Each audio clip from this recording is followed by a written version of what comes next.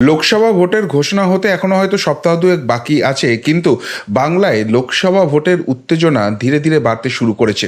মানুষ ইলেকশন মোডে ধীরে ধীরে ঢুকে যেতে শুরু করেছে। ফলে ইতিমধ্যেই বিভিন্ন দলের কারা প্রার্থী হচ্ছেন, জোট কোথায় হচ্ছে, কোন সমীকরণ কোথায় থাকবে, সেই সমস্ত কিছু নিয়ে আলোচনা শুরু হয়ে গেছে। বিজেপির প্রার্থী তালিকায় কি হতে চলেছে, তৃণমূলের প্রার্থী তালিকায় কারা থাকবেন, সত্যি কি জোট হবে শেষ পর্যন্ত তৃণমূল কংগ্রেস আর কংগ্রেসের মধ্যে? জোট যদি না হয় তাহলে কংগ্রেস আর সিপিএমের জোট হবে, সেখানে আইএসএফ অংশগ্রহণ করবে। সংখ্যালঘু ইকুয়েশনটা ঠিক কী দাঁড়াবে, কোন দল কতগুলো আসন পেতে পারে, এই সমস্ত জল্পনা যখন চলছে তার মাঝখানেই কিন্তু রাজ্যে প্রথম দল হিসেবে প্রার্থী ঘোষণা হয়ে গেল। এবং সেই প্রার্থী ঘোষণা হওয়ার পরে, সেই লড়াইয়ের পরে মমতা বন্দ্যোপাধ্যায়ের চিন্তা যে ছটাকখানেক বাড়লো, বই কমলো না, সে কথা কিন্তু অনস্বীকার্য। কারা প্রার্থী ঘোষণা করলো, কি ইম্প্যাক্ট পড়বে রাজ্য রাজনীতিতে, তার সবটা বিশ্লেষণ করব এই প্রতিবেদনে। শেষ অবধি দেখুন। নমস্কার, প্রিয়বন্ধু মিডিয়ায় আপনাদের স্বাগত এবং আপনারা দেখছেন প্রিয়বন্ধু বাংলা, সত্যের সন্ধানে সর্বদা আমি শুদ্ধশীল। বন্ধুরা, বিস্তারিত ব্যাখ্যায় যাওয়ার আগে আমাদের কিন্তু হিন্দি চ্যানেল লঞ্চ করে গেছে আজ থেকে, প্রিয়বন্ধু ভারত। আপনারা ইউটিউবে গিয়ে @প্রিয়বন্ধু ভারত এই কথা টাইপ করলেই আমাদের চ্যানেলটি খুঁজে পাবেন। আর তার থেকেও সহজে এই ভিডিওর ডেসক্রিপশানে কিন্তু সেই হিন্দি চ্যানেলের লিঙ্ক দেওয়া আছে, সেখানে ক্লিক করলেও কিন্তু এই চ্যানেলটি খুঁজে পাবেন। এই চ্যানেলে দেখুন আমাদের কাজ কেমন হচ্ছে এবং অবশ্যই করে আপনাদের ফিডব্যাক দেবে। আর এই চ্যানেলেই আমরা কিন্তু আমাদের ওপিনিয়ন পোল নিয়ে আসছি। আমরা 1000 সাবস্ক্রাইবার হলেই সেই ওপিনিয়ন পোল আনার কথা বলেছিলাম, আর প্রথম দিনেই আপনাদের যা উজাড় করা ভালোবাসা পেয়েছি, নত মস্তকে তাকে প্রণাম করা ছাড়া আর কোনো উপায় নেই। 750-এরও বেশি সাবস্ক্রাইবার প্রথম দিনই হয়ে গেছে। Thank you very much. আশা করছি আজ রাতের মধ্যেই 1000 ক্রস করে যাবে, তাহলে কাল থেকেই বা পরশু থেকেই হয়তো আমরা ওপিনিয়ন পোলটা আপনাদের সামনে নিয়ে আসবো। অবশ্যই করে দেখুন চ্যানেলটি, কিন্তু আপনাদের মূল্যবান মতামত অবশ্যই দেবেন কেমন হচ্ছে আমাদের হিন্দি চ্যানেলের কাজ।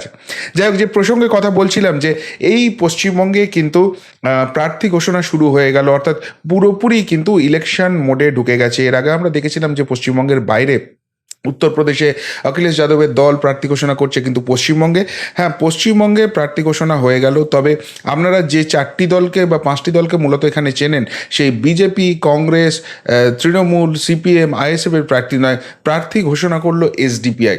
কারা কারা প্রার্থী হয়েছে বলছি, তবে এই এসডিএফের প্রার্থী হওয়া নিয়ে কেন প্রতিবেদন করছি সেটা জানাটা বেশি জরুরি। দেখুন, এখানে এই এসডিপিআই গতবার একটি মাত্র আসনে পশ্চিমবঙ্গে লড়াই করেছিল, জঙ্গিপুর, এবং খুব বেশি ভোট পায়নি, 1%-এর কাছাকাছি। এবারে এই দলটি লড়াই করছে শুধুমাত্র পশ্চিমবঙ্গ নয়, উত্তরপ্রদেশ, অন্ধ্রপ্রদেশ, ঝাড়খণ্ড, বিহার, গুজরাট, মধ্যপ্রদেশ, মহারাষ্ট্র। শুধুমাত্র তাই নয়, দক্ষিণ ভারতেও এই দলটি নিজেদের ফুটপ্রিন্ট রাখতে চলেছে। তামিলনাড়ু, কেরল এবং কর্ণাটকেও এদের প্রার্থী হবে। তবে পশ্চিমবঙ্গের 42টি আসনেই এরা লড়াই করছে না। এই দলের কথা হচ্ছে মূলত সংখ্যালঘু সমাজের সঙ্গে তারা কাজটা করতে চায়, এবং সেই জন্য সংখ্যালঘু অধ্যুষিত যে আসনগুলি রয়েছে সেই সব আসনে তারা প্রার্থী দেবে। আগেই ঘোষণা করে দিয়েছিল 6টি আসনে প্রার্থী তারা দিতে চলেছে, এবং আজকে কিন্তু সেই 6টি আসনের প্রার্থী তালিকা ঘোষণা করে দেওয়া হলো। এতে কেন তৃণমূল কংগ্রেসের হঠাৎ করে বিপদ বাড়লো বা মমতা বন্দ্যোপাধ্যায়ের চিন্তা বাড়লো বলছি। আগে প্রার্থীগুলো বলে দিই, তাহলেই আপনারা বুঝতে পারবেন যে কতখানি ইম্পর্টেন্স দিয়ে এই দলটি লড়াইয়ের ময়দানে নামছে। উত্তর কলকাতা থেকে প্রার্থী হচ্ছেন স্বপন কুমার বিশ্বাস, যিনি প্রাক্তন আইএএস অফিসার এবং এই এসডিপিআইয়ের তিনি রাজ্য সহসভাপতি। দক্ষিণ কলকাতা থেকে প্রার্থী হচ্ছেন ইয়াসমিন ইসলাম, যিনি উমেন ইন্ডিয়া মুভমেন্ট এর ন্যাশনাল প্রেসিডেন্ট। বহরমপুর থেকে প্রার্থী হচ্ছেন রুনা লাইলা, যিনি এই দলটির ন্যাশনাল সেক্রেটারি। মুর্শিদাবাদ থেকে প্রার্থী হচ্ছেন দলের রাজ্য সভাপতি তাহিদুল ইসলাম। জঙ্গিপুর থেকে প্রার্থী হচ্ছেন মোহাম্মদ শাহাবুদ্দিন, যিনি রাজ্যের আরেকজন সহসভাপতি, এবং মালদা দক্ষিণ থেকে প্রার্থী হচ্ছেন শাহনওয়াজ রহমতুল্লাহ। এই 6টি কেন্দ্র থেকে আপাতত প্রার্থী ঘোষণা করা হয়েছে, কিন্তু দলের তরফে যেটুকুনি জানা যাচ্ছে যে আগামী দিনে কিন্তু দ্বিতীয় একটি প্রার্থী তালিকাও বেরোতে পারে, আরও বেশ কিছু আসনে তারা কিন্তু প্রার্থী দিতে পারেন। এখন প্রশ্ন হলো যে এসডিপিআই আগে সেইভাবে কোনোদিন নাম শোনা যায়নি, নতুন একটি দল, এবং সেই দলের প্রার্থী তালিকা নিয়ে সংবাদ মাধ্যমে হঠাৎ করে আলোচনা হতে শুরু করলো কেন? দেখুন, একটা জিনিস আপনাদের মানতে হবে যে এই রাজ্যে যে ভোটের সমীকরণ দাঁড়িয়ে আছে, আমরা যদি 2021-এর ইকুয়েশনটাও দেখি, সেখানে তৃণমূল কংগ্রেস 48%-এর কাছাকাছি ভোট পেয়ে দাঁড়িয়ে আছে, অন্যদিকে 38% ভোট পেয়েছে বিজেপি। এখন এই 48% যে ভোট রয়েছে, এই 48% ভোট ব্যাংকের মধ্যে প্রায় 30-31% ভোট কিন্তু সংখ্যালঘু ভোট রয়েছে তৃণমূল কংগ্রেসের দিকে। অন্যদিকে যে মহিলা ভোট রয়েছে সেটাও কিন্তু প্রায় 12 থেকে 14% মতো রয়েছে। এবং সেই জায়গা থেকেই কিন্তু তৃণমূল কংগ্রেস 2021 বহু আসনে অল্প ব্যবধানে হলেও বাজিমাত করে দিয়েছে। এখন একটা জিনিস স্পষ্ট হয়ে গেছে সন্দেশখালী কাণ্ডের পরে, যে এই দলটির সঙ্গে কিন্তু মহিলা ভোট আর থাকবে না। মহিলা ভোটে একটা বড় সড়ো ধস নামতে পারে, এবং ওই যে 12-14% ভোট আছে সেখান থেকে যদি 5-6% ভোট বেরিয়ে আসে, বলার কিছু নেই, সেই ভোটটা কিন্তু একটা বড় সড়ো ধাক্কা হতে পারে। এর মাঝখানে বগটুই কাণ্ড বলুন, আনিস খান কাণ্ড বলুন, এরকম বহু ঘটনা ঘটেছে যার পরিপ্রেক্ষিতে সংখ্যালঘু ভোটও কিন্তু তৃণমূল কংগ্রেস থেকে মুখ ফিরিয়ে নিচ্ছে। বিশেষ করে তারা সিএএ এবং এনআরসি নিয়ে যে প্রচার করছিল, যে প্রচারটা আবার নতুন করে ভোটের আগে শুরু করার চেষ্টা করছে তৃণমূল কংগ্রেস, এবং মমতা বন্দ্যোপাধ্যায়ের মুখেও শোনা যাচ্ছে, সেই সিএএ এনআরসি জুজু কিন্তু সংখ্যালঘু সমাজের মধ্যে থেকে কেটে যাচ্ছে। তারা এইটুকুনি বুঝতে পারছে যে সিএএ এনআরসি নিয়ে এই রাজ্যে যে রাজনৈতিক কথাবার্তা বলার চেষ্টা করছে তৃণমূল কংগ্রেস বা তৃণমূল নেত্রী, সেগুলো সবগুলি ভ্রান্ত ধারণা, যে এখানে সিএএ হলেই এনআরসি হয়ে যাবে এবং তারপর বেছে বেছে এই দেশ থেকে মুসলমানদের নাকি তাড়িয়ে দেওয়া হবে। এই কথার যে কোনো ভিত্তি নেই, এই সংখ্যালঘু মানুষ কিন্তু এই কথাটা বুঝে গেছে। ফলে এই যে সিএএ এনআরসি জুজু চলে যাচ্ছে, সেই জায়গা থেকে তৃণমূলের করাপশন, তৃণমূলের বিভিন্ন নেতা, শেখ শাহজাহানের মতো নেতাদের যে গতিবিধি, তাদের কার্যবিধি, সেগুলো সমস্ত কিছু সামনে চলে আসছে। ফলে এই সংখ্যালঘু সমাজ কিন্তু মুখ ফেরাতে শুরু করে দিয়েছে, এবং সেই জায়গা থেকেই তৃণমূল নেত্রী এই রাজ্যে শূন্য হয়ে যাওয়া দুই দল বামফ্রন্ট এবং কংগ্রেসের সঙ্গে জোট করার জন্য দিল্লি, পাটনা, বেঙ্গালুরু, মুম্বাই সব জায়গায় ছুটে বেড়াচ্ছেন। শেষ মুহূর্ত অবধি চেষ্টা চলছে যাতে জোটটা হয়, এই সংখ্যালঘু ভোটটা মুখ ফিরিয়ে না নেয়। কিন্তু এখানে একটা টেক অ্যাওয়ে ছিল যে যতই কংগ্রেসের সঙ্গে তৃণমূল কংগ্রেসের জোট হোক, বামেদের সঙ্গে জোট হওয়া সরাসরি সম্ভব নয়, তারপরেও কি এই কংগ্রেস এবং তৃণমূলের জোটকে সংখ্যালঘু সমাজ ভোট দেবে? বরং সেখানে যে সম্ভাবনাটা উঠে আসছে বিভিন্ন সমীক্ষায়, যে ইঙ্গিতটা আসছে, সেক্ষেত্রে কিন্তু যে সংখ্যালঘু সমাজটা তৃণমূল থেকে মুখ ফিরিয়ে নিয়েছে, তারা কংগ্রেসকেও হয়তো ভোটটা দেবে না, তাদের ভোটটা বামেদের দিকে চলে যাবে। এবং এই জায়গায় সবথেকে প্রমিনেন্ট যে জায়গাটা উঠে আসছিল, সেটা হচ্ছে আইএসএফের উত্থান।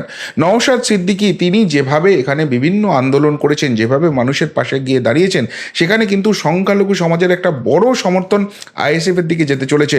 ফলে একে তো মহিলা ভোট তৃণমূল কংগ্রেসের পকেট থেকে বেরিয়ে আসার একটা সম্ভাবনা উজ্জ্বল হয়েছে, তার পাশাপাশি সংখ্যালঘু ভোটেও যদি বড় ভাঙন ধরে, সেখানে কিন্তু মমতা বন্দ্যোপাধ্যায় চিন্তা বাড়বে। এখন এই এসডিপিআই দল তারা বিভিন্ন রাজ্যে যে লড়াই করছে, তাদের ন্যাশনাল লেভেল একটা ফুটপ্রিন্ট রাখার তারা চেষ্টা করছে। ফলে খুব স্বাভাবিকভাবেই তারা হয়তো এই ভোটে জেতার জন্য ঝাঁপাতে পারবে না, কিন্তু তারা গতবার 1টি আসনে প্রার্থী দিয়েছে, এবারে 6 থেকে 7টি আসনে প্রার্থী দেওয়া তারা ভাবনা চিন্তা করছে। প্রত্যেক জায়গা থেকেই তারা কিন্তু ভোট টানার চেষ্টা করবে। এখন যেটা মুশকিলটা হচ্ছে, এই ভোটটা তারা যেটা টানতে চলেছে, সেই ভোটটা কিন্তু সম্পূর্ণরূপে সংখ্যালঘু সমাজের ভোটই হতে চলেছে।